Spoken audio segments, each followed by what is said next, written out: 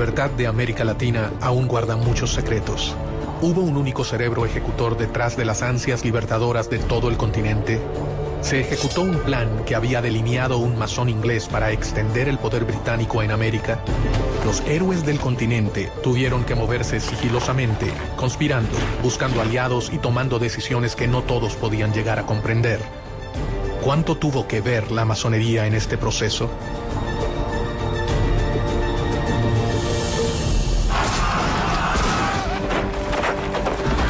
Los máximos libertadores de América, Simón Bolívar y José de San Martín, se reunieron una vez en su vida, a solas, a puertas cerradas en la ciudad de Guayaquil. Gran parte de la vida de los héroes transcurrió en un secreto absoluto. Sin embargo, nada es tan secreto como lo que ocurrió en aquella reunión. Se supone que discutieron los planes finales para la derrota de los españoles. ¿Cuál es la verdad sobre el rol de las sociedades secretas en la historia de la independencia de Latinoamérica? América no se hubiera independizado, sea la del norte, sea la central, sea la del sur, si la masonería no hubiera intervenido.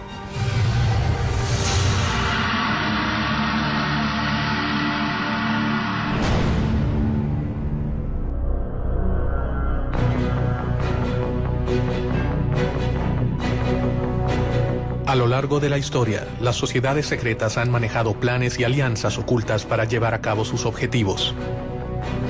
Archivos y documentos revelan una historia paralela al relato tradicional de la emancipación de América. Sospechosamente, estas sociedades nacieron en Inglaterra, el reino que con más énfasis reclamaba mayor participación en América. Inglaterra veía a América como una oportunidad para expandir sus colonias. La monarquía española tenía un monopolio comercial con sus colonias en América y no permitía comercio directo de sus colonias con ninguna otra monarquía ni con ningún otro imperio. ¿Las acciones masónicas buscaron reparar el reclamo inglés frente a España o fue una simple casualidad? Gran Bretaña tenía un problema muy serio porque nosotros éramos consumidores, pero que no podíamos consumir si no fuera a través del contrabando.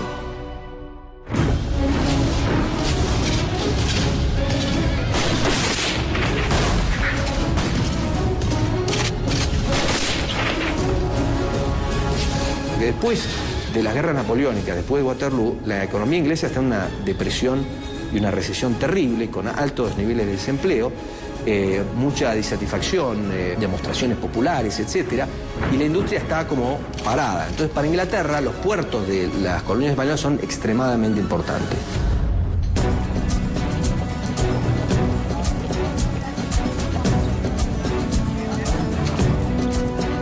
Inglaterra era el lugar ideal para que germinara un plan que podía cambiar el orden mundial para siempre.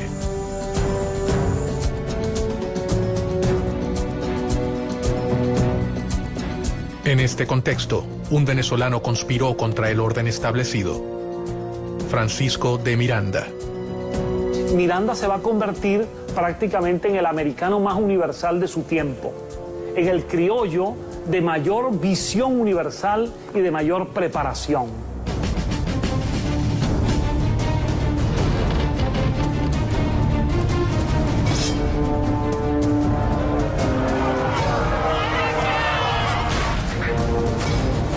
Tras haber vivido la independencia de los Estados Unidos y la Revolución Francesa, Miranda desarrolló una obsesión: que América Latina siguiera el mismo camino de emancipación. Él fue responsable de formar a los máximos líderes del continente, entre ellos a Simón Bolívar, José de San Martín y Bernardo de O'Higgins. Francisco de Miranda sabía que no se había embarcado en un plan sencillo, pero confió en el apoyo de sus hermanos masones. Él no fue el primero ni el único, pero sí un eslabón fundamental en una larga cadena de secretos y conspiraciones. Si existió un gran plan masónico, como el que decía Barruel respecto a la Revolución Francesa, es difícil decir que había un gran plan masónico. Lo que sí había era que había muchos masones que adherían a los ideales de la Revolución Francesa y que querían traer esos ideales a América. Los masones fueron temidos por el poder conservador, pero en secreto, gran parte de los máximos representantes de las monarquías pertenecieron a las sociedades. Desde ministros hasta reyes han abrazado en privado las ideas que rechazaban y condenaban en público. Porque acuérdense que en todo el feudalismo, el rey o el señor feudal estaba allí, se decía, por indicación divina. Y las distintas iglesias aceptaban eso. La masonería nació mucho tiempo antes de que la Revolución Americana comenzara a gestarse. Sus primeros objetivos fueron muy diferentes a los que terminaron adoptando a lo largo de su historia. Esta sociedad de constructores de obras sacras se convierten en una sociedad civil. Es al mismo tiempo un centro de reunión para personas instruidas, para personas con un cierto nivel educativo, con una cierta preparación. Y esa sociedad civil es la solución de lo que fue la crisis del pensamiento europeo. Es un espacio para el diálogo y para el cuestionamiento de elementos que hasta entonces habían sido pilares indiscutibles del orden político y social. Hacia fines del 1500, las sociedades masónicas eran una verdadera amenaza para los detentores del poder conservador. La iglesia, el ejército y las monarquías perseguían sin tregua a los librepensadores. Ellos representaban una gran preocupación para su poder. El valor más importante para defender que tiene un masón es la libertad. Entonces, todos aquellos regímenes dictatoriales, despóticos o dogmáticos han visto un peligro en la masonería.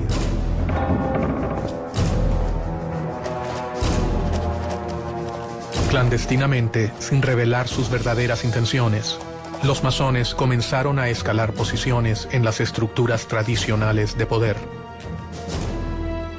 Los personajes políticos más importantes que se unen en la masonería lo hacen generando una especie de clientela política dentro de los masones y al mismo tiempo tratando de descubrir toda esta parte secreta, atractiva, interesante que proporciona la masonería. Fue en Inglaterra en donde las logias comenzaron a afianzarse en el poder, de la mano del rey Guillermo III. La masonería inglesa es una masonería simbólica, tiene solo 3 grados. Y los masones ingleses son hombres honorables que no conspiran ni contra la religión ni contra el rey.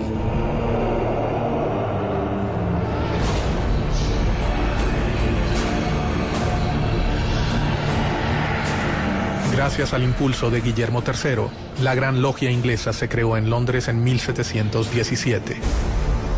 Ella sería fundamental para el resto de las sociedades. A partir de la Gran Logia Unida de Inglaterra aparece el libre y aceptado masón. Es decir, es el que se inicia en la orden, pero que ya no se va a ocupar de las construcciones externas, sino de una construcción interna, una construcción espiritual e intelectual. El poder de reclutamiento llegaría a niveles que los masones jamás habrían soñado. El rey inglés Guillermo III, fascinado por las nuevas ideas, se acercó personalmente a las sociedades masónicas y secretamente se unió a ellas.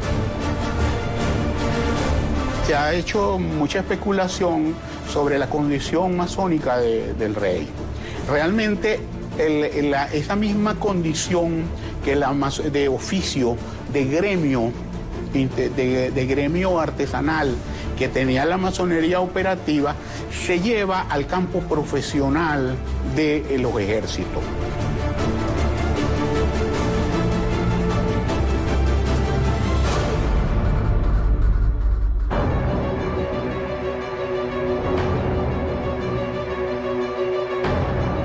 El accionar del rey inglés traería nuevos aires para la masonería europea. Se fundan logias en países como Irlanda, Escocia, Francia y Alemania. En 1726, la Gran Logia Inglesa abrió una sucursal en Gibraltar y en 1728 en Madrid y en Portugal. y al año siguiente en París. Pero la fascinación por las nuevas ideas no quedaría relegada a la corona británica. Años antes del comienzo de las luchas libertadoras en América, un hombre en la corte de España leyó una realidad de una manera totalmente innovadora y comenzó a idear planes para cambiar al mundo. Pedro Pablo Abarca de Bolea, el conde de Aranda. El conde de Aranda resultó ser un personaje muy importante en la historia de las colonias españolas en las Américas. Permitió el funcionamiento y la organización de tanto ideas de la Ilustración como reformas administrativas y propició en algunos sentidos la formación de algunas burguesías en el ámbito de España. Hay quienes creen que el conde de Aranda alcanzó los más altos grados de la masonería europea y que llegó a ser uno de los hombres más poderosos por debajo del rey de España. Su influencia sobre el trono y su compromiso con sus ideas podían cambiar al reino español para siempre.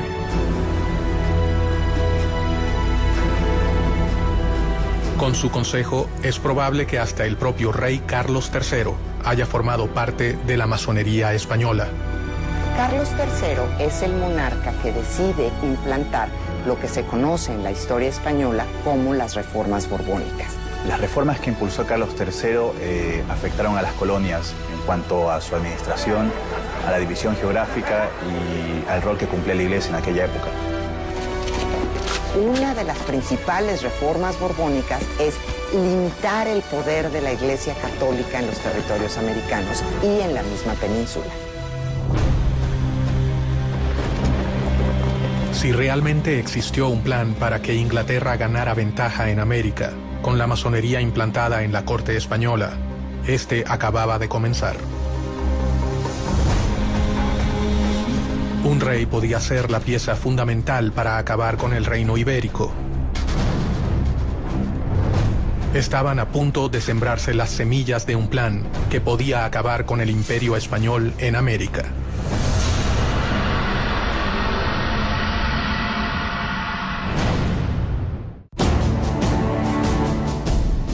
La masonería es una de las redes de sociedades secretas más importantes de la historia. Su organización cambió el rumbo de las relaciones entre América y Europa. Los grandes líderes de la independencia americana eran masones. Miranda, San Martín, Bolívar y O'Higgins fueron grandes maestros. ¿Qué intereses se ocultaban detrás de los planes masónicos? ¿Quiénes se beneficiaban?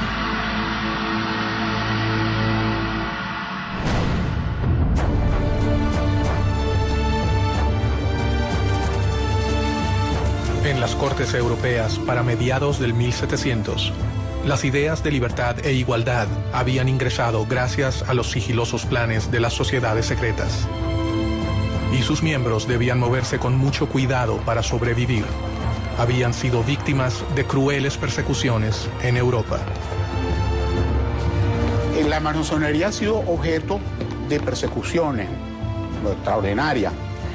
Sin duda alguna, la forma logial de organizarse se presta para que este tipo de institución haya sido vista con recelo. Dentro del trono, el hombre de mayor confianza del rey Carlos III era masón. El conde de Aranda había logrado que sus ideas influenciaran a la corona, pero si era descubierto, perdería, además de sus cargos, su vida.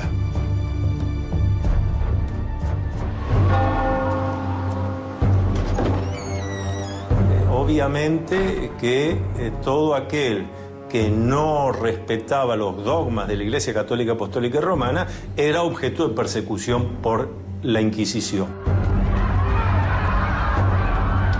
La Iglesia tenía para los masones, eso era las mismas causas de herejía o la podría ser hasta la hoguera. Ningún masón podía violar los secretos de la orden y cualquier desliz podría finalizar en la muerte. En masonería existe un juramento de conservar el secreto. Y aquel que viola ese secreto, en el ritual de iniciación y en el ritual del juramento, se afirma que será castigado cortándole la lengua, tirando sus cenizas al mar, en fin, una serie de castigos muy violentos que son, desde luego, de orden simbólico.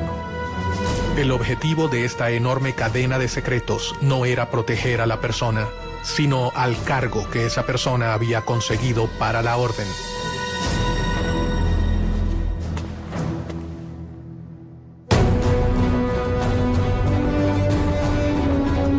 Bajo un gran secreto, el conde comenzó una lucha contra los poderes tradicionales. Todo hombre de poder tiene sus enemigos y el conde de Aranda no era la excepción.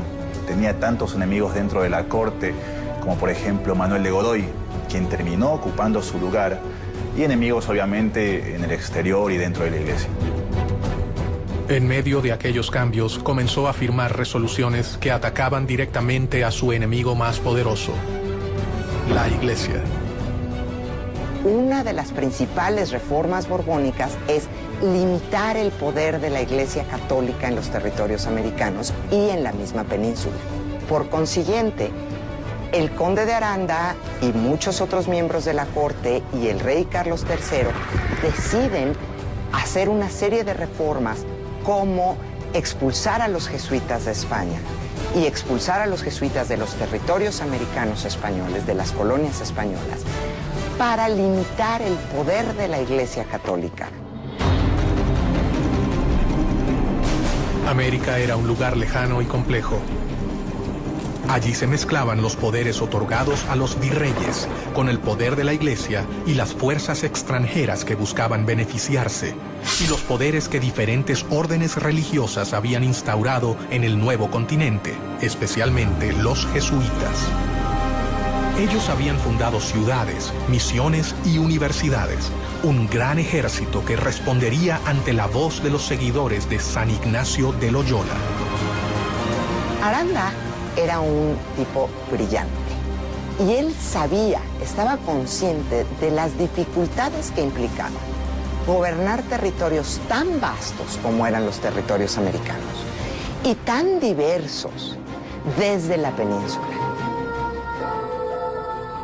El conde de Aranda debía debilitar a sus oponentes si quería reducir el riesgo que corrían las logias. Y comenzó a pergeñar un plan secreto. Piensa que la mejor opción es dividir a América en 3 reinos independientes, gobernados por un miembro de la familia reinante, de preferencia por un hijo del rey, e implantar estos reinos independientes con una relación directa con España. Esto era para tener una relación más fluida con respecto al comercio y para que las decisiones no tardaran meses en llegar, o inclusive años.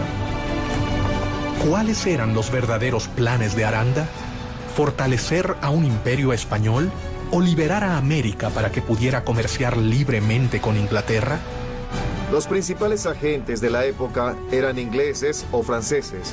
Por tanto, aprovecharse de la posición de poder a fin de alcanzar el objetivo no era para nada descabellado. Fueran cuales fueran las verdaderas intenciones del conde de Aranda, sus ideas tenían fuertes detractores. Debía minar el poder de sus adversarios para que sus planes pudieran concretarse.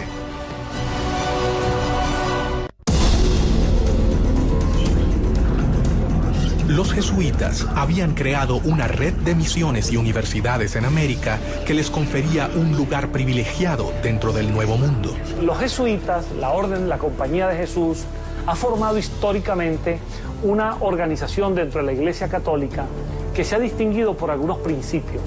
Es una orden religiosa con una especie de estructura jerárquica militar.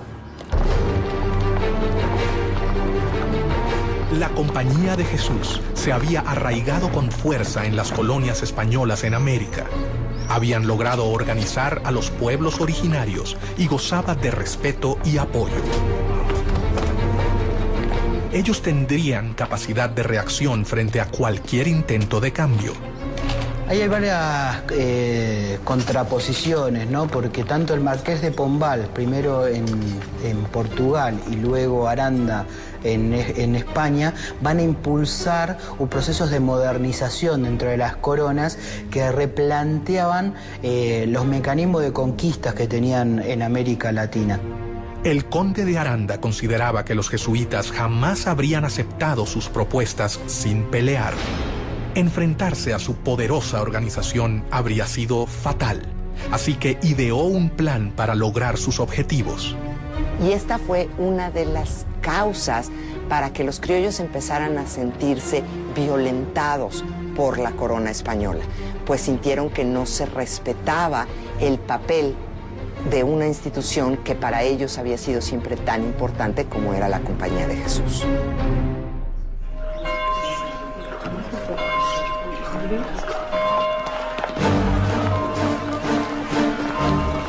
La expulsión de los jesuitas fue una de las obras masónicas más decisivas y mejor orquestadas de la historia.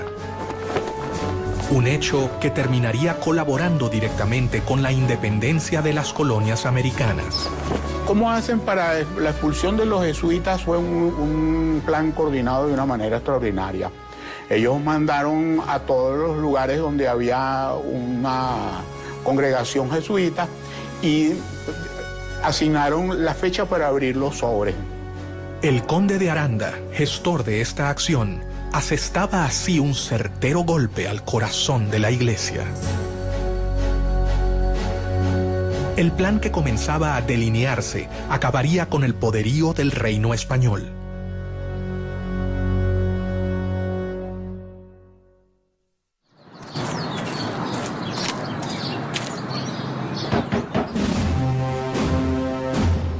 El decreto de Carlos III precisamente ordenaba que se abrieran los sobres ese día para que la operación no tuviera ningún tipo de resistencia.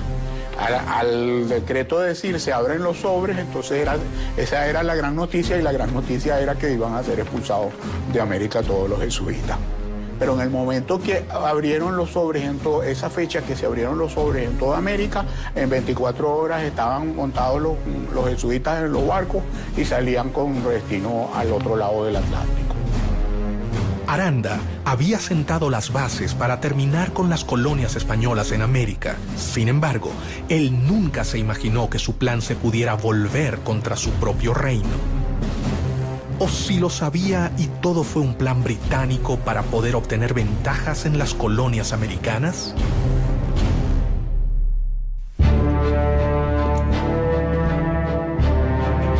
Pero no solo desde España se ideaban planes para las colonias.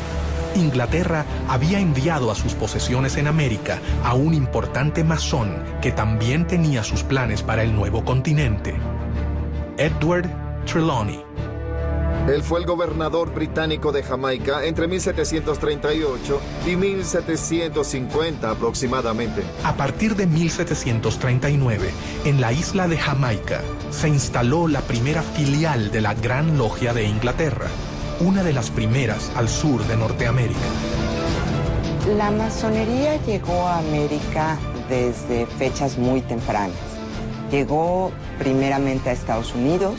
En 730 la trajo Benjamin Franklin a las 13 colonias americanas y se extendió bastante en las colonias norteamericanas. Posteriormente arribó a mediados del siglo XVIII a algunas de las colonias inglesas, especialmente a Jamaica. De la mano de muchos ingleses como Trelawney, las sociedades arribaron a América y desde allí dieron inicio a sus objetivos. La masonería estaba fortalecida en Inglaterra, así que Londres sería el lugar perfecto para ejecutar cualquier tipo de conspiración que los favoreciera.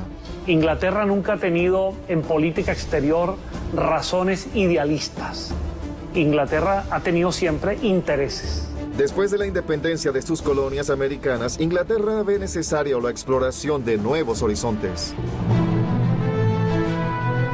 Trelawney tenía un plan que elaboró detalladamente durante los 15 años que gobernó la isla.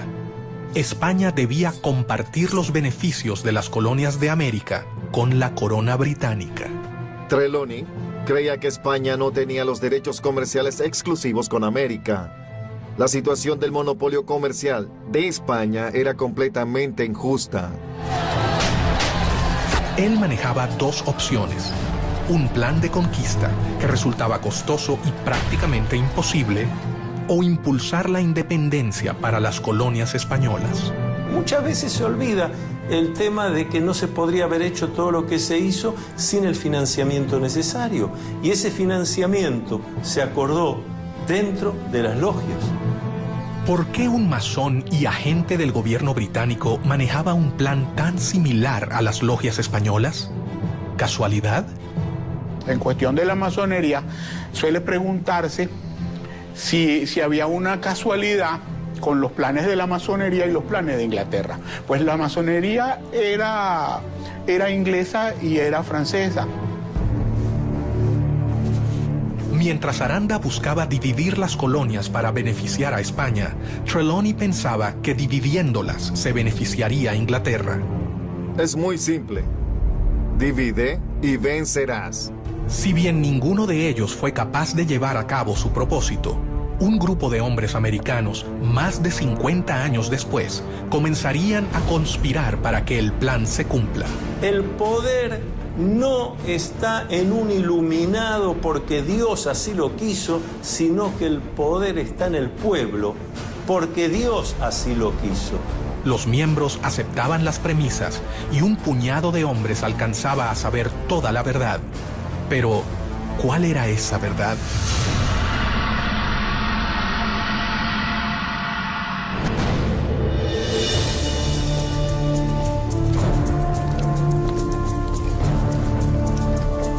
Los librepensadores llevaban a cabo una batalla interminable y desigual con la Iglesia.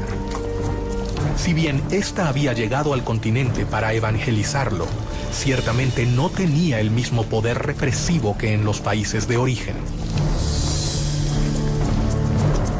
El despotismo ilustrado tenía un plan para elaborar su crecimiento comercial, su incorporación a lo que era la evolución hacia el capitalismo, y la Iglesia tenía sus planes a largo plazo.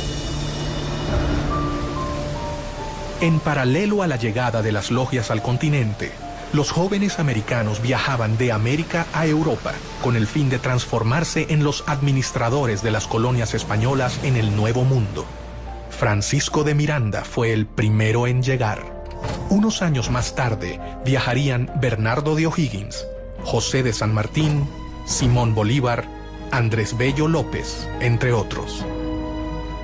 Otra vez, el lugar de reunión de todos ellos sería Londres.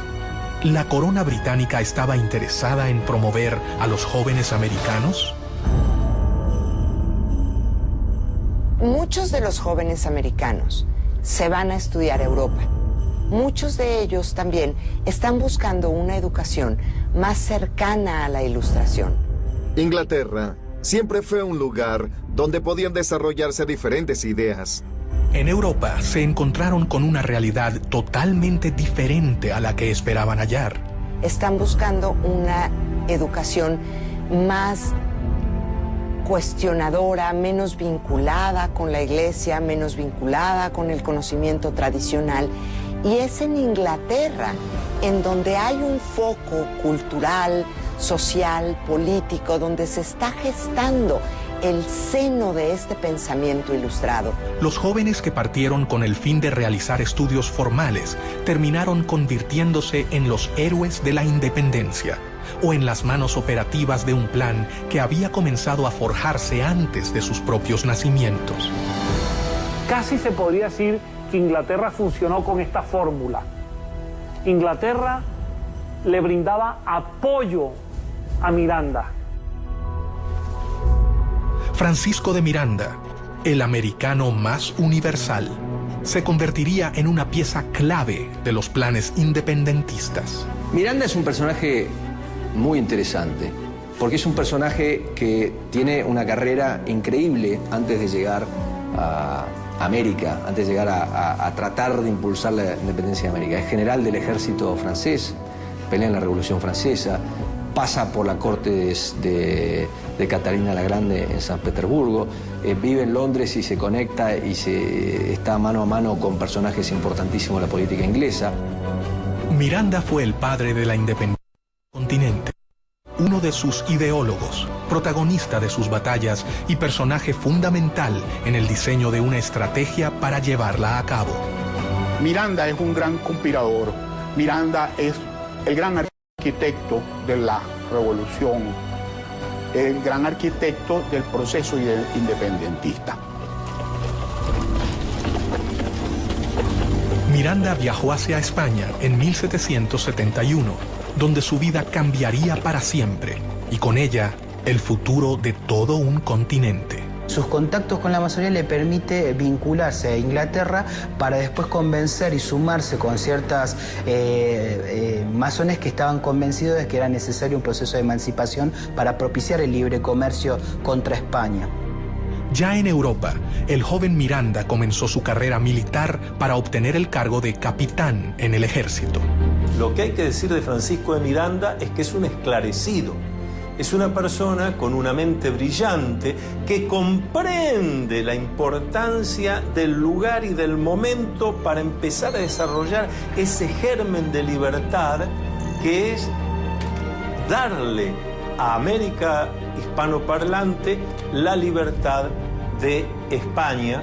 Paralelamente, se deslumbró con las nuevas ideas que se estaban gestando en el viejo continente. Miranda fue un político, un militar, un diplomático, un escritor, pero ante todo fue un gran humanista.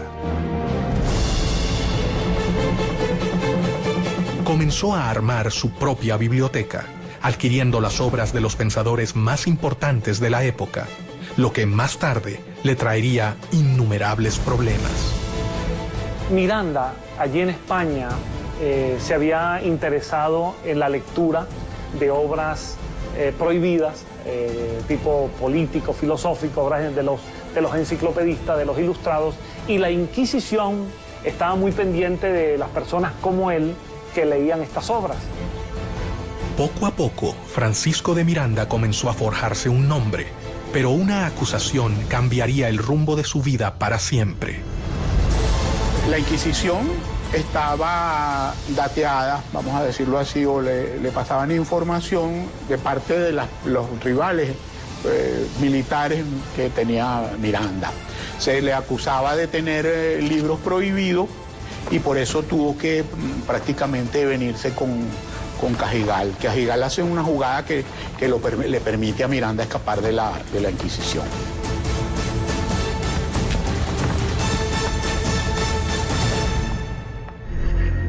Y a partir de allí, Miranda es declarado prófugo de la justicia española, pasa a ser perseguido por España y obviamente, a medida que se van produciendo los acontecimientos, Miranda, cada vez la persecución de España es mayor.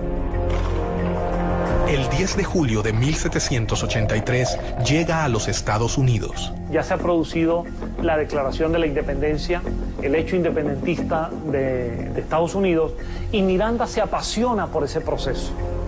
Y Miranda va a viajar por distintas ciudades de los Estados Unidos, tratando de tomar contacto con esa realidad, con las causas que llevaron a la independencia, con la manera como los Estados Unidos de América se ha independizado de Inglaterra y sobre todo toma contacto con los ideales de los independentistas norteamericanos. En Estados Unidos, Miranda terminaría de comprender qué debía hacer. Había llegado al país que acababa de independizarse y allí conoció a los grandes protagonistas de la independencia. Especialmente trabó relación con George Washington. Tuvo entrevistas con líderes como Jefferson, Hamilton, Knox, es decir, con figuras muy importantes en la conducción del nuevo país independiente en Norteamérica. No se sabe exactamente dónde se inició el general Francisco de Miranda como masón. Algunos historiadores afirman que fue en 1774, en Madrid, y según el rito, York. Otros dicen que fue iniciado por el mismo George Washington en la Logia de Virginia. Muchos historiadores se preguntan cómo era posible que este joven, nacido en Caracas, de ascendencia isleña, canaria, que empezaba a ser perseguido por España, pudiese ser recibido en los Estados Unidos por el presidente de la nación y por los principales líderes de esa nación. De allí nace, entre muchos historiadores, la posibilidad de que Miranda en esa relación haya estado apoyado por la masonería. Su futuro comenzaba a dibujarse. El hombre que había servido al ejército español alrededor del mundo estaba por transformarse en la pieza clave para que perdieran sus colonias en América. Debajo de la mesa, alguien estaba poniendo en marcha los planes elaborados por el conde de Aranda y Trelawney, el viejo gobernador de Jamaica. La idea era separarse de España y de alguna manera seguir el modelo republicano que ya se había establecido en Estados Unidos. Miranda se ha convertido en masón, comenzando así a conocer las ideas más revolucionarias de la época. Ha vivido la independencia norteamericana de cerca, haciéndose eco de los ideales revolucionarios. Ha sido acusado por el país por el que arriesgó su vida y ahora mira hacia su continente. El futuro héroe de la revolución comenzó a desarrollar cada vez más sus planes para independizar a América, pero sabía que no podía hacerlo solo.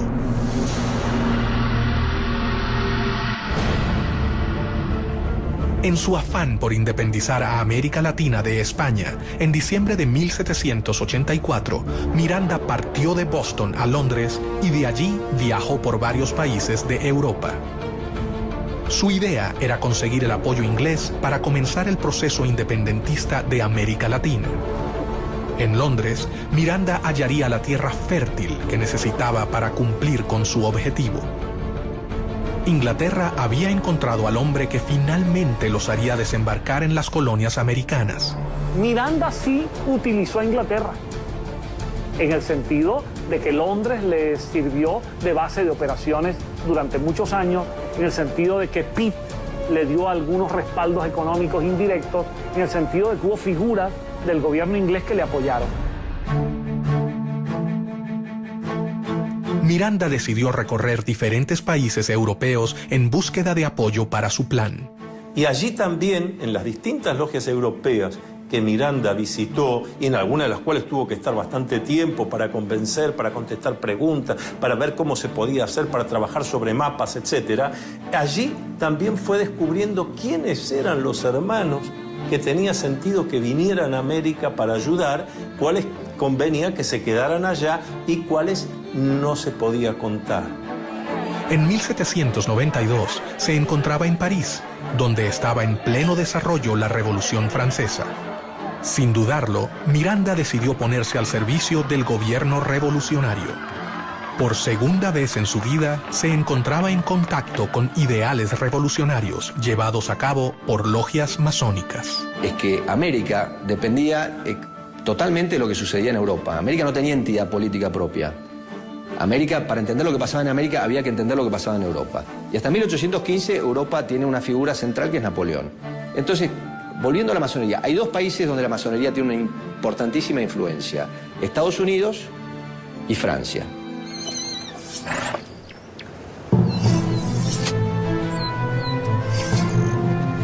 La Asamblea Legislativa, el gobierno francés en la época, lo destinó a Bélgica y Holanda para defender a la Francia revolucionaria del ataque de los ejércitos absolutistas. En aquellas tierras demostró su talento como militar y su enorme valor por defender los ideales revolucionarios. Francisco de Miranda entra con un contrato de mariscal de campo.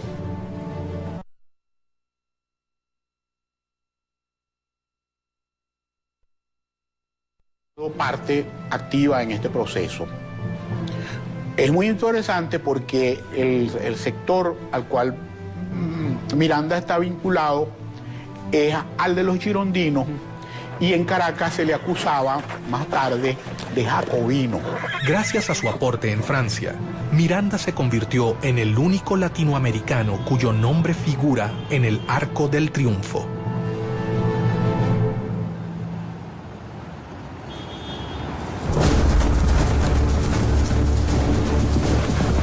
Miranda era un enemigo de España. Londres era su aliada. Allí sabían que él era la persona indicada para llevar a cabo el plan que desarrolló Edward Trelawney. Los británicos están desarrollando su mercado. Los británicos se están convirtiendo en dueños de los mares. Por supuesto que les interesa, como dicen en buen criollo, en lenguaje popular, serrucharle el piso a su principal rival, que es España. Entonces esas coincidencias van a encontrarse a lo largo del camino. Desde el siglo XVI, Inglaterra ha estado esperando la oportunidad de poder inmiscuirse en la vida de las colonias y todo hacía creer que estaban a punto de lograrlo. Durante su estadía en Londres, en 1797, Miranda fundó la Sociedad Patriótica Revolucionaria, Gran Reunión Americana, también conocida como los Caballeros Racionales, de la que fue gran maestro. Esta Gran Reunión Americana fue fundada por Francisco de Miranda, un venezolano, y que la fundó con el apoyo de la Gran Logia de Londres. Era una organización de corte estrictamente política que tenía como objetivo lograr las independencias de los dominios españoles en América. Entonces toda esta narrativa de alguna manera vincula a Inglaterra con la independencia de las colonias españolas. La logia se reunía en su propia casa en Grafton Street 27. Allí comenzó a congregar a los jóvenes americanos que llegaban a Europa. Miranda había tejido una red epistolaria. Bueno, el trabajo de Francisco de Miranda es el trabajo de alguien que se empeña en difundir como se hacía en aquella época, escribiendo cartas, dando conferencias a muy pocos, hablando cara a cara con unos y con otros, porque no había medios de difusión masiva. En estas reuniones comienza a preparar su plan más oculto. Estaba dispuesto a ofrecer su vida por la libertad de su continente y pensaba que un gran número de americanos seguirá su camino. La masonería le había enseñado el modo más seguro y efectivo de que sus planes llegaran a concretarse. La Gran Reunión Americana fue la simiente de una serie de agrupaciones que se establecieron por toda España, después en Sudamérica, en Nueva España e incluso en Estados Unidos y en Londres. En su propia casa, Miranda comenzó a seleccionar a los jóvenes que participarían de su logia. Lo que Miranda organiza en Londres es una reunión de hombres que se instruían, generalmente eran hispanoamericanos o españoles, que eran instruidos por Miranda exactamente en la causa de la independencia de América. Cada uno de ellos llegó de los puntos más remotos de América. Sus exigencias eran grandes y esperaba que solo los jóvenes valerosos lo aceptaran. Los candidatos a iniciarse en la masonería, por lo general, son personas que viven en un lugar y que pueden asistir a las tenidas regularmente durante un tiempo indefinido. A diferencia del conde de Aranda, Miranda contaba entre sus tropas con una gran cantidad de jesuitas, alrededor de 300. Durante el proceso de la independencia de Hispanoamérica, numerosos jesuitas participaron activamente en favor de la causa independentista, a diferencia del clero tradicional español que, en líneas generales, reflejaba los intereses de la monarquía. Él intercedió directamente ante el ministro William Pitt para que fueran benévolos con ellos.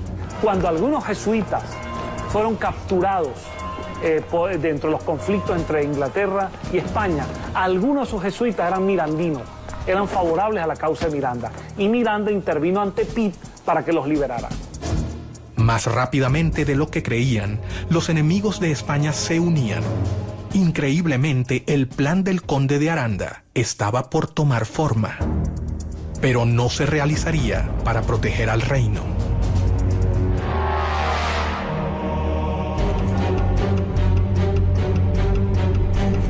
Francisco de Miranda sabía que la elección de los postulantes sería determinante para sus planes. Ellos tenían que ser líderes, comprometidos, fuertes y por sobre todo tenían que abrazar su causa y la masonería. No podía exponerse a que sus planes quedaran expuestos. Miranda había redactado un juramento, tal cual se hace en las logias masónicas. Un juramento al estilo de Miranda, porque era un juramento para que aquel hombre se comprometiera a trabajar incansablemente por la independencia de América. Mucho secreto, valor y constancia son la égida que os escudará de los brazos de los tiranos, decía Miranda a sus adeptos. No ha podido establecerse la fecha ni el lugar en los que Miranda se inició en la masonería, aunque no existen dudas de su condición de masón. Formaba parte así de logias internacionales. Su actuación dentro de las logias, su decisión de crearlas, se debía a un plan superior digitado por la Gran Logia Inglesa. ¿A quién respondía Miranda?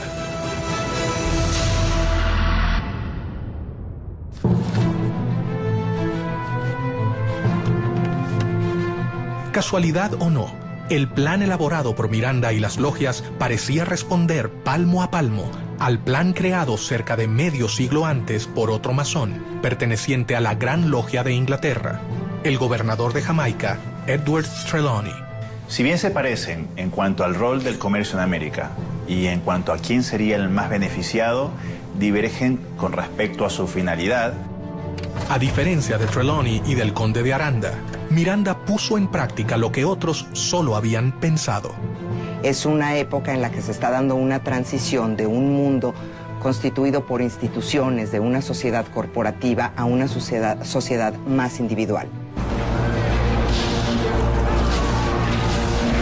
Para organizar sus filas, Miranda decidió no incluir hombres mayores de 40 años.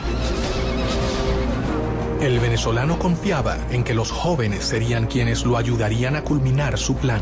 La inteligencia de Miranda lo llevó a comprender que para ciertas cosas necesitaba contar con lo que nosotros llamamos los ancianos sabios. Contactos políticos, diplomáticos, financieros. Pero para la ejecución concreta de la obra, lo que llamamos en masonería los grupos de masonería operativos, donde hay que ir a hacer cosas concretas, había que entusiasmar a la juventud.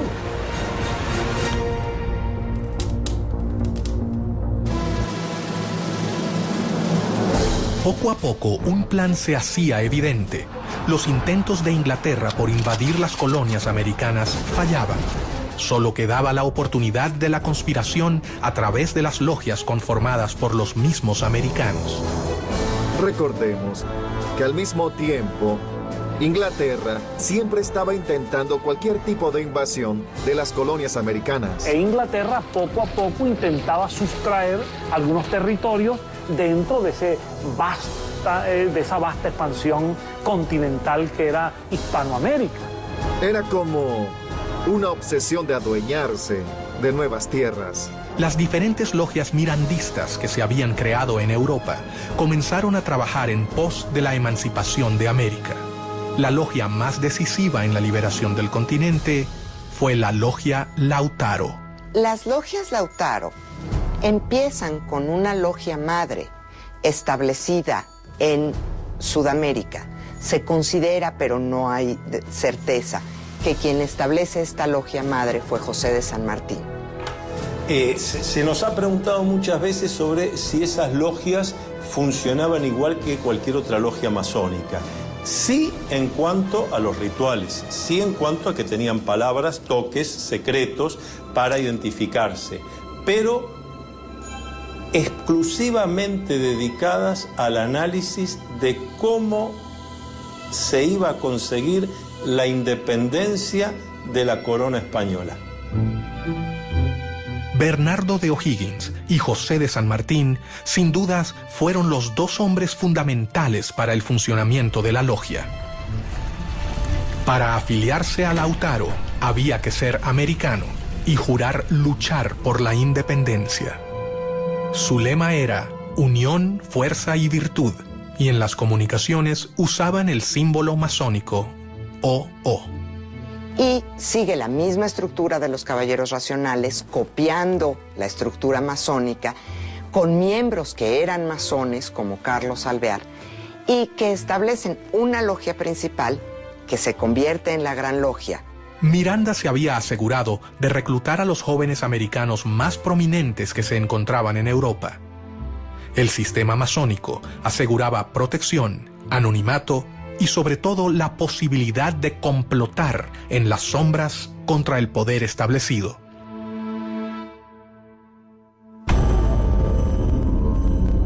Mientras que las logias se afianzaban en América, sus líderes debían tomar las precauciones necesarias para proteger a sus miembros. La clave de la supervivencia se encontraba en sus intrincadas estructuras, su complejo modo de ingreso y su compromiso de silencio. Las logias que operaban aquí practicaban rituales masónicos que tenían que ver más que nada con el sistema de grados. Según el grado que cada hermano tenía dentro de la logia, era el conocimiento de la parte del plan que tenía. El ascenso del grado tiene que ver con la lealtad que hayas demostrado a la causa de la independencia o a la causa de los gobiernos independientes. Las logias Lautaro tienen solamente 5 grados y el último grado está destinado para los líderes militares, que son aquellos que van a controlar, que son aquellos que van a llevar el mando de las armas en las independencias y después, mediante las armas, van a sostener los gobiernos independientes recién establecidos. Ninguno tenía todo el plan. De manera tal que si alguno de los hermanos hubiera caído en manos del enemigo y bajo tortura se hubiera visto obligado a revelar algún secreto, el secreto que revelaba era apenas un trocito de la totalidad.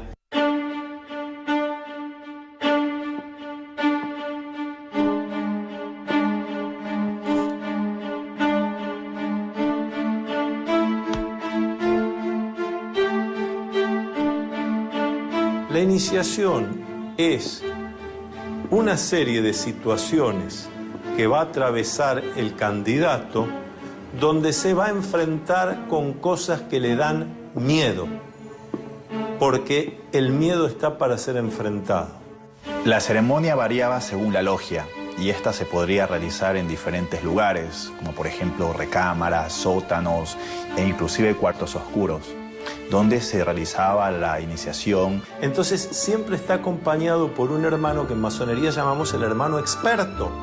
Es el que lo acompaña. No hace el trabajo por el candidato lo tendrá que hacer. Enfrentar sus miedos, sus dudas. Pero va a estar bien acompañado. Está desde el principio entre amigos, está bien cuidado.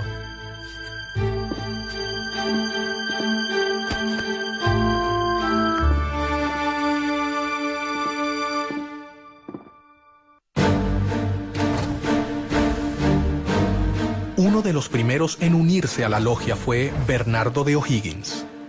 O'Higgins era hijo natural de Ambrosio O'Higgins, virrey del Perú. José de San Martín, O'Higgins, Simón Bolívar y tantos otros masones han recibido la influencia de Miranda de una manera muy concreta, muy positiva, porque son los que después llevan a la práctica con las armas la posibilidad de lograr países democráticos en América. A los 15 años fue enviado a estudiar a Londres y allí conoció a Miranda. Miranda le inculca a O'Higgins, a través del diálogo, a través de la lectura, 2 cosas fundamentales: ideas de libertad y espíritu de lucha, para lo cual Miranda llega a convertirse en un completo maestro para O'Higgins. En 1801, Miranda le encomendó a O'Higgins que fundara una logia Lautaro de caballeros racionales en Cádiz.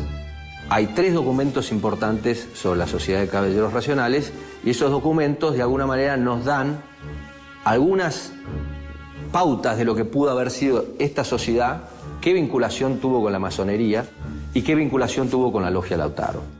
Miranda le escribió un texto que concluía: «Leed este papel todos los días durante vuestra navegación y destruidlo enseguida, No olvidéis ni la Inquisición, ni sus espías, ni sus sótanos, ni sus suplicios. En logias como las lautarinas, los secretos eran más imprescindibles, porque ahí había una guerra.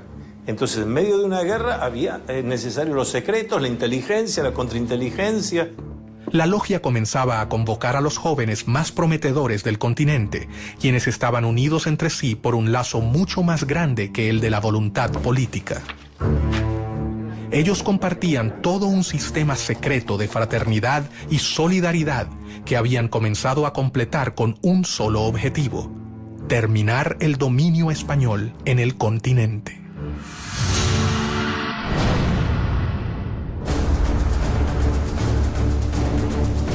Rápidamente, O'Higgins se convirtió en una persona de confianza del gran ideólogo de la independencia latinoamericana. En una de las tertulias que solían compartir, Bernardo le narró la historia del cacique Lautaro. Miranda, inspirado en su vida, bautizó así su logia. Lautaro, en homenaje a un cacique de un pueblo originario de nombre Lautaro, que había combatido y había muerto peleando contra el ejército español del rey.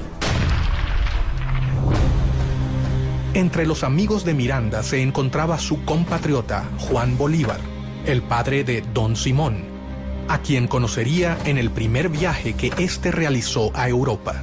Una relación compleja, no una relación fácil. Vamos a ubicarnos históricamente. Miranda nace en Caracas en 1750. Bolívar nace en Caracas en 1783. Cuando Bolívar está naciendo en Caracas, Miranda está en los Estados Unidos, concibiendo a sus 33 años toda la relación de conocimiento de la independencia de los Estados Unidos y proyectando su lucha independentista en América. De modo que la diferencia de 33 años es muy significativa para entender la relación entre estos dos gigantes de la independencia americana. Bolívar llegó a Cádiz en 1803 y rápidamente fue admitido en la sucursal de la Gran Logia Americana, la Sociedad de Caballeros Racionales.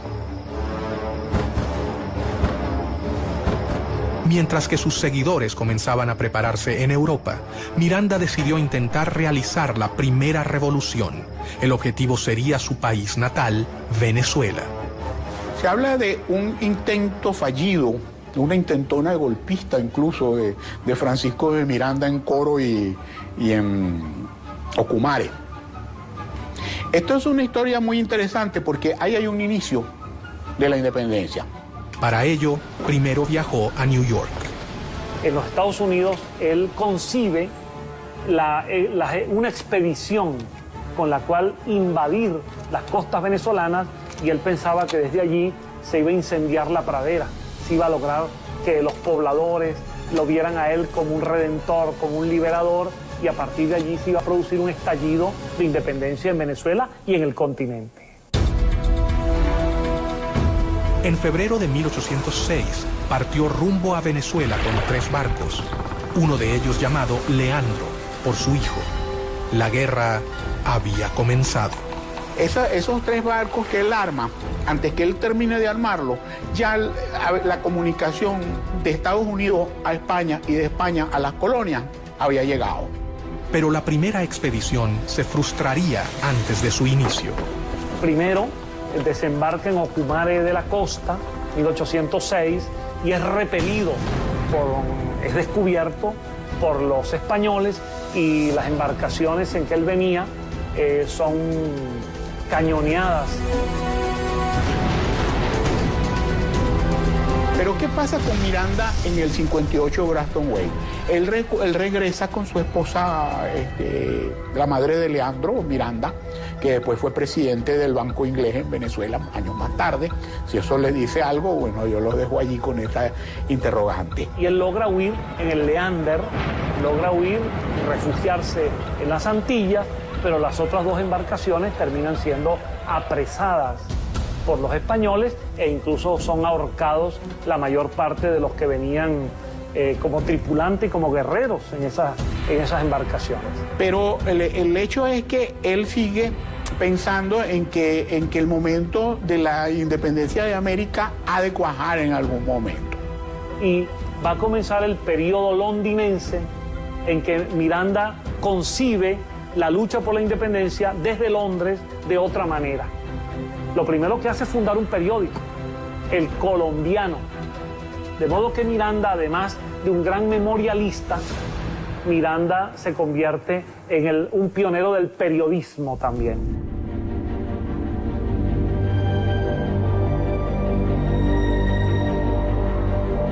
En 1806, Bolívar recibió el grado tercero, o maestro, en la logia simbólica London número 5 de Inglaterra.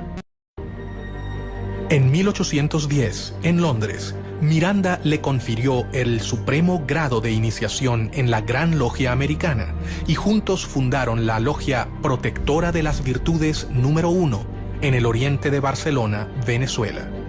Bolívar estaba totalmente convencido de que todos debían dar su vida por la causa americana. Simón Bolívar también va a ser una figura clave en el proceso emancipatorio del norte, y de hecho también después va a tener contraposiciones y discusiones con los masones, porque va a terminar prohibiendo el funcionamiento de la masonería en Colombia, sabiendo que después también los masones podían conspirar contra él.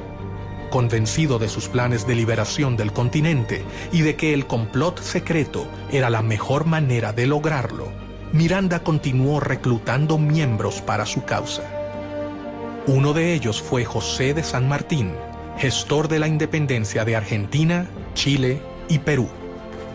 San Martín llegó a Londres 10 años después de que partiera O'Higgins. Algunos historiadores señalan que el paso de San Martín por Inglaterra es muy significativo, porque es precisamente allí en donde él se reúne con intelectuales, con políticos, para discutir el tema de la independencia de las colonias.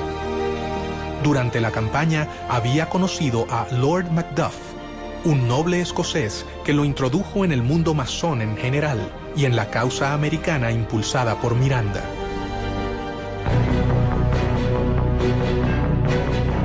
Fue allí donde San Martín hizo contacto por primera vez con círculos de liberales y revolucionarios que simpatizaban con la lucha por la independencia americana. Si San Martín fue un agente inglés, es una gran pregunta. A los pocos que han sostenido que es así, han tenido que ser, han sufrido la ira del dogma sanmartiniano. ¿Cómo poder decir semejante cosa? El centro de difusión y reclutamiento continuaba siendo Londres. Allí, según algunas fuentes, San Martín se reunió con sus compatriotas Alvear y Zapiola. ¿Por qué razón San Martín se incorpora a esta logia? Es otro de los grandes misterios. Se incorpora después de haber estado casi un año en los campamentos del ejército inglés en Portugal. ¿Cuánto sabía el reino inglés de lo que sucedía dentro de su territorio? La realidad es que tenemos que entender qué es lo que significa la palabra agente. Lo que queda claro a cualquiera que lee la correspondencia diplomática y los archivos ingleses es que San Martín era un anglófilo.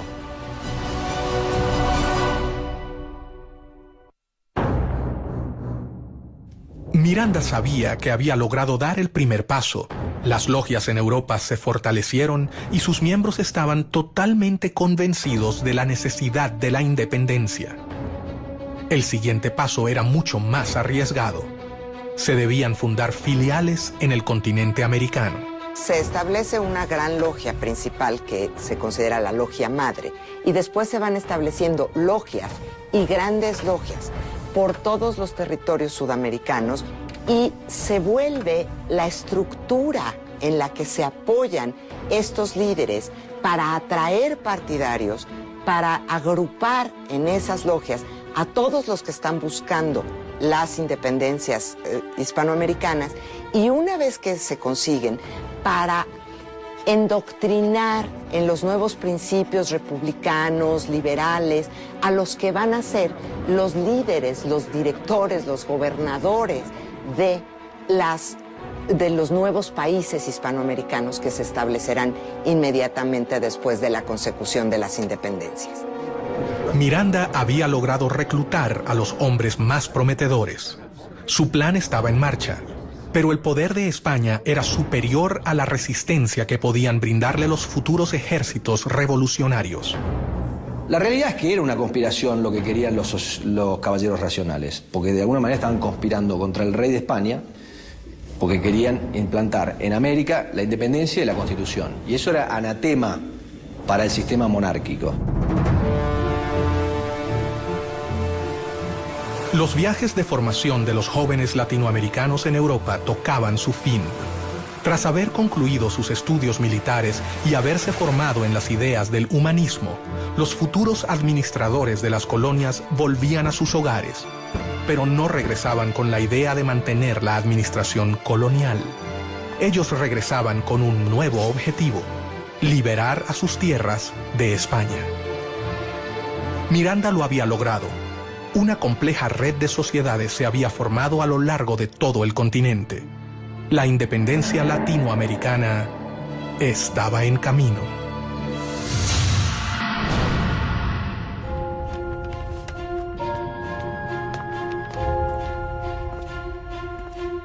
Mientras tanto, un hecho externo colaboraría con la causa: la llegada de Napoleón al trono de Francia y la instauración del Primer Imperio llevaron a Europa a una era de guerras, caos, alianzas y traiciones. Y entonces Napoleón tiene que desarrollar estrategias para atraerse adeptos en España. Y una de esas estrategias es utilizar a la masonería como herramienta. Hasta el momento en que ellos iban conquistando una ciudad, iban conformando logias y iban dejando sus cuadros masónicos como una suerte de control de la sociedad civil.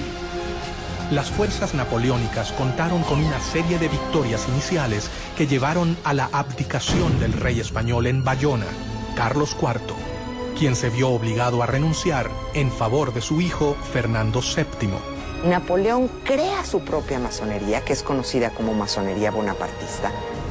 Incluye ahí a todos los que son denominados afrancesados, que son los españoles que aceptan el gobierno bonapartista y que reconocen a Napoleón y a José Bonaparte. Pero al poco tiempo, Napoleón decidió reemplazar a los reyes borbones de su trono, por lo que hizo abdicar a Fernando VII en favor de José Bonaparte, el hermano del emperador francés. Napoleón se burlaba de los masones, decía que era un grupo de imbéciles que hacían ceremonias ridículas, pero la realidad es que todos sus hermanos eran masones. No solo eran masones, sino que José Bonaparte, su hermano mayor, que luego es rey de España, era el gran maestre del Gran Oriente de Francia, es decir, era el líder de la masonería francesa. Y Napoleón utiliza la masonería como herramienta política. Y dentro de esas logias intenta difundir una serie de principios que hacen aparecer a su imperio como un imperio muy liberal, defensor de los derechos del hombre, defensor de los derechos del ciudadano, pero al mismo tiempo pues no deja de ser un imperio. Mientras Europa vivía convulsionada, las logias masónicas entendían que era el momento de actuar. Las sociedades americanas vieron con preocupación la invasión francesa sobre la madre patria. Entonces es en 1808 cuando se rompe la legitimidad y cuando la posibilidad de las independencias se presenta, porque el monarca que está ahí no es el monarca legítimo, no es el monarca reconocido. Miranda instó a sus hombres. El momento había. Estaba Miranda en el medio. Miranda con su interés colocado en la independencia de Hispanoamérica.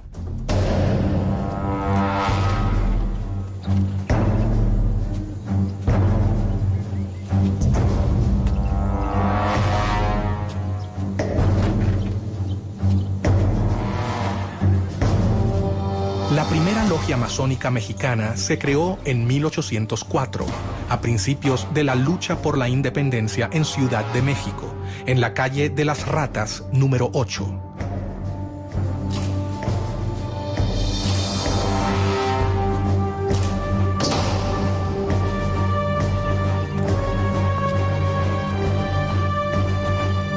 Una masonería muy poderosa, muy extendida, que produjo una enorme influencia en toda la política de México y del resto de América Central hasta la actualidad.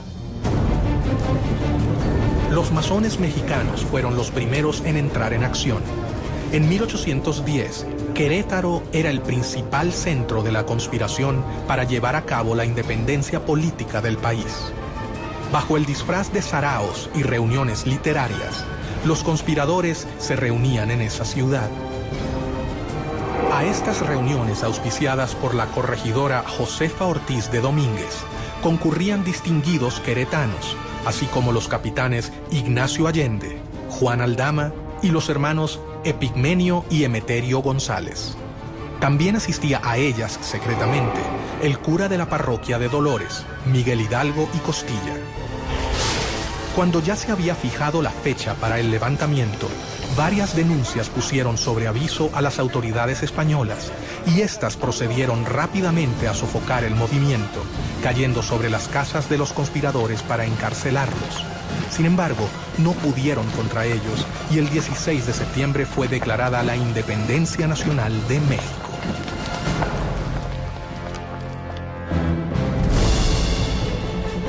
Bolívar y Miranda se reunieron en Londres, dispuestos a no posponer más sus planes independentistas.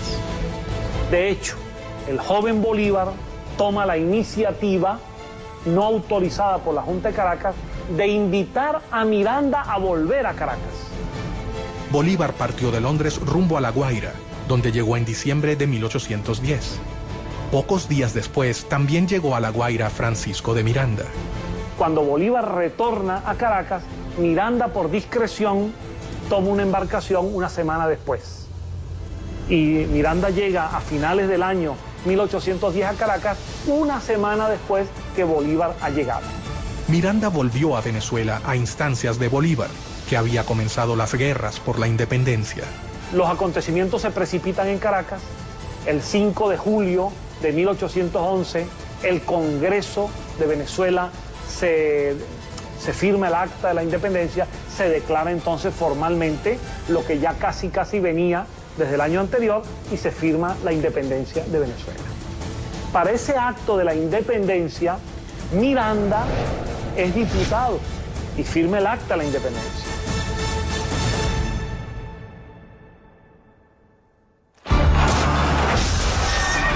Miranda fue nombrado generalísimo del ejército venezolano, pero tras una serie de reveses militares, tuvo que capitular.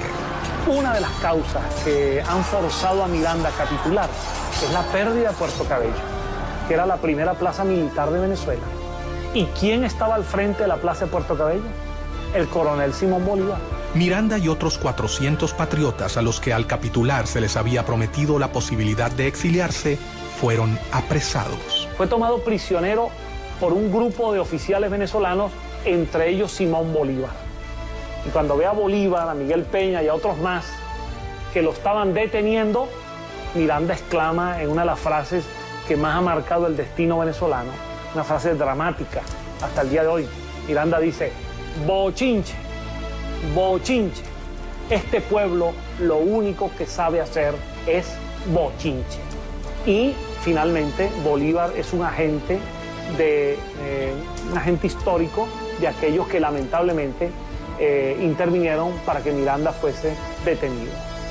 En mi opinión, un verdadero lunar en la historia de Simón Bolívar, la detención.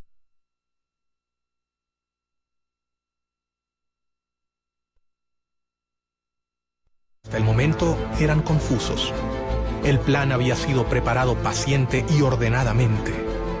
Los masones no podían contar con un mejor contexto para ejecutar sus planes de independencia. América era un reguero de pólvora que quedaba a 10.000 kilómetros de la metrópoli que la dominaba desde hacía casi 3 siglos. De hecho, las logias masónicas permitieron resguardar este funcionamiento para permitir organizar y libertar a América dentro de un gobierno que era opresivo. Los masones habían cambiado definitivamente los libros y sus reuniones por las armas. Era el momento de la acción.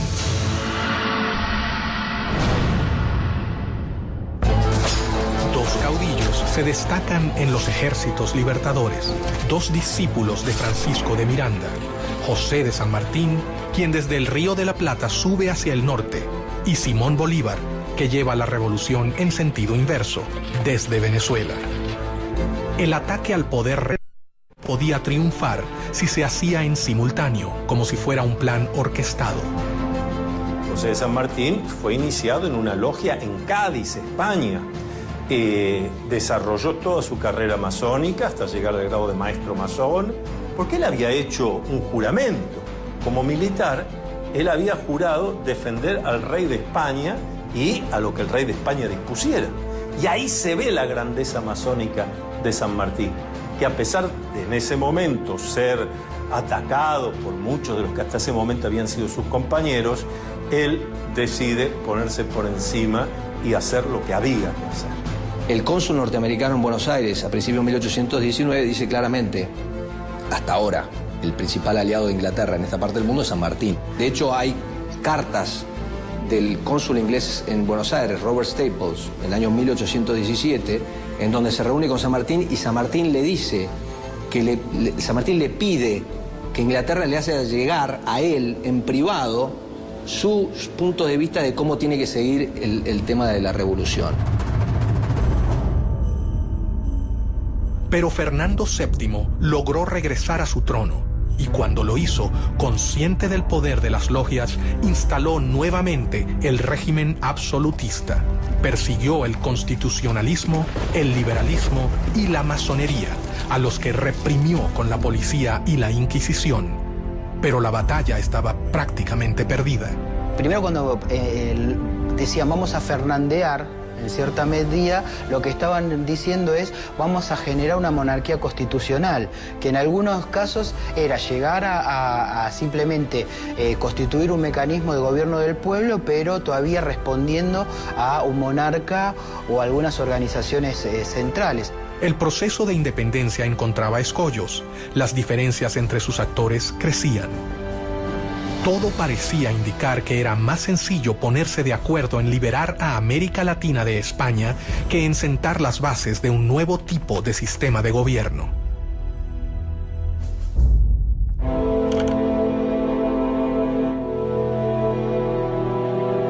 Mientras sus hombres cumplían un sueño de más de 100 años de espera, Miranda fue trasladado a España y murió en una cárcel antes de que la emancipación finalizase. El venezolano murió solo, pero sus ideas ya parecían ser realidad.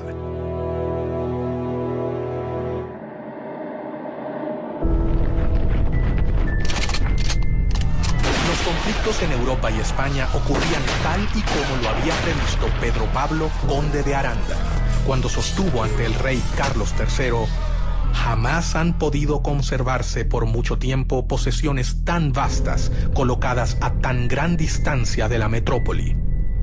Sin embargo, no se transformaban en reinos leales al imperio español. Todas estas diferencias marcan en cierta medida también algunos posicionamientos de intereses que tenían cada uno de los grupos, tanto regionales como de las alianzas estratégicas a nivel internacional que tienen cada uno de ellos.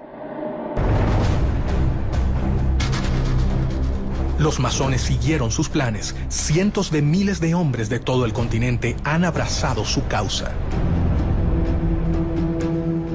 Sin embargo, un hecho dejaría abierta para siempre una pregunta que jamás ha podido ser respondida.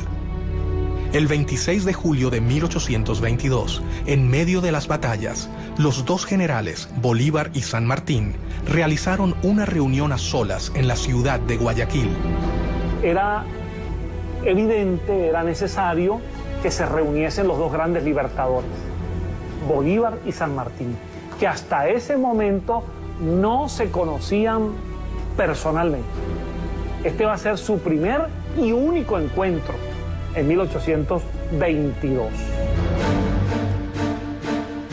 Ellos conversaron y esas palabras que nadie jamás supo cambiarán la historia del continente. ¿Qué ha pasado ahí? ¿Qué ocurrió? Se ha especulado mucho, pero no lo sabemos. Pero no lo sabemos precisamente porque como buenos masones conocían todos los secretos y algo los lleva a tomar esas decisiones. Bajo una de las versiones más popularizadas, por ejemplo, en la Argentina, la influencia inglesa fue bastante nefasta y de alguna manera impidió que San Martín terminara su tarea liberadora y que de alguna manera lo forzó a retirarse de América en su entrevista con Bolívar. Tras conversar a solas, los hombres se despidieron. Pero al salir, la realidad había cambiado. Bolívar finalizaría la gesta independentista. San Martín se retiraría a Europa. Yo no sé si San Martín era un agente inglés. Lo que sí sé es que San Martín era un hombre que tenía convicciones políticas muy conservadoras que era conveniente para Inglaterra. ¿Tuvo algo que ver Inglaterra en esta reunión? El hecho es que los historiadores, algunos historiadores, han registrado que el propio saludo que se dan San Martín y Bolívar al conocerse en Guayaquil es un saludo típicamente masónico.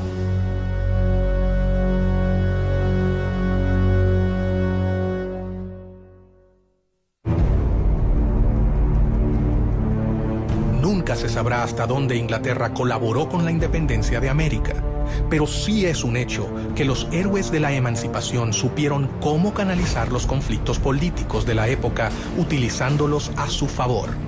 Napoleón decía que la historia no era más que una ficción acordada por la mayoría. Muchas veces lo que sucede es que la historia que escuchamos no es la historia real, es la historia que queremos escuchar de alguna manera o que nos gustaría escuchar. Entonces, con la masonería siempre hay un tema, porque en la explicación o en la versión oficial de la historia de la Gran Reunión Americana, inevitablemente se vincula la Gran Reunión Americana con Inglaterra y a Inglaterra, a su vez, con el proceso de la independencia. El plan de Trelawney, la recomendación del conde de Aranda y el sueño de Miranda lograba ser concretado por estos jóvenes que cumplieron con sus promesas hasta el final: liberar al continente americano. Yo te puedo decir que la independencia de toda América, América del Norte, América Central y América del Sur, es el resultado del trabajo de los masones en sus logias y de un plan masónico universal.